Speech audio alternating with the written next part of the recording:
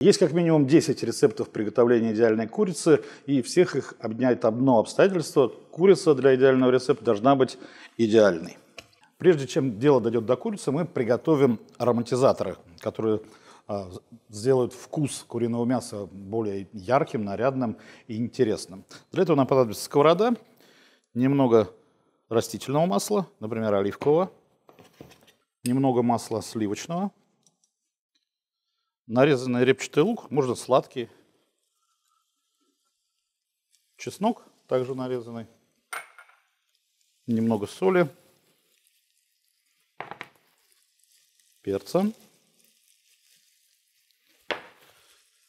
и 2-3 минуты для того, чтобы лук и чеснок в сковородке заплакали от жара и жира, в котором они очутились. И добавляем много рубленой петрушки.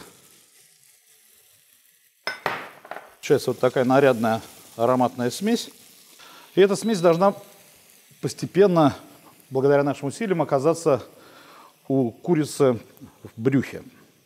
Так, мы нащупываем вот здесь ключицу, которая мешает, в общем, только исключительно разделке курицы после ее приготовления. Итак, нам нужно наполнить курицу глубоким внутренним смыслом. Для этого вот этот поджаренный ароматный набор овощей и пряных трав мы перегружаем из сковороды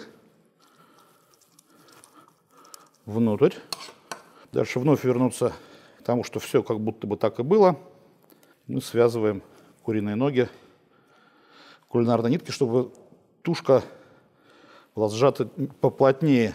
Это позволит сохранить сочность мяса и заодно глубже проникнуть внутрь курицы вкусом, который мы пытаемся привнести при помощи лука, чеснока и петрушки.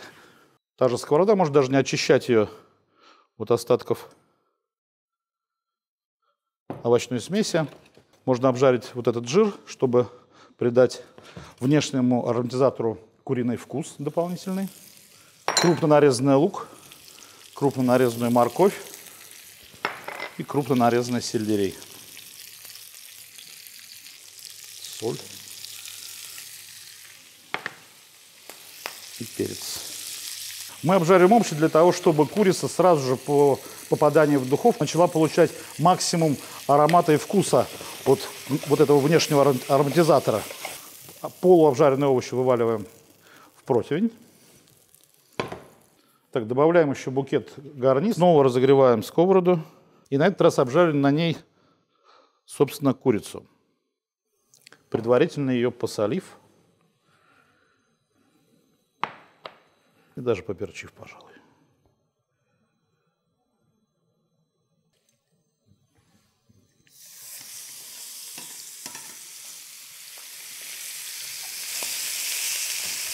Обжаренную курицу переносим на противень и отправляем в духовку, разогретую до температуры 185-190 градусов. Время от времени курицу можно поливать соком, который она выделяет. Это только добавит ей привлекательности, добавит вкуса. И в результате у вас в руках очутится птица с хрустящей кожицей и нежным сочным мясом. В духовке она проводит примерно час 20, час 30, в зависимости от веса и от, собственно, особенностей вашей духовки. 5-6 раз вы попробуйте, наверняка у вас получится нечто идеальное. Дерзайте.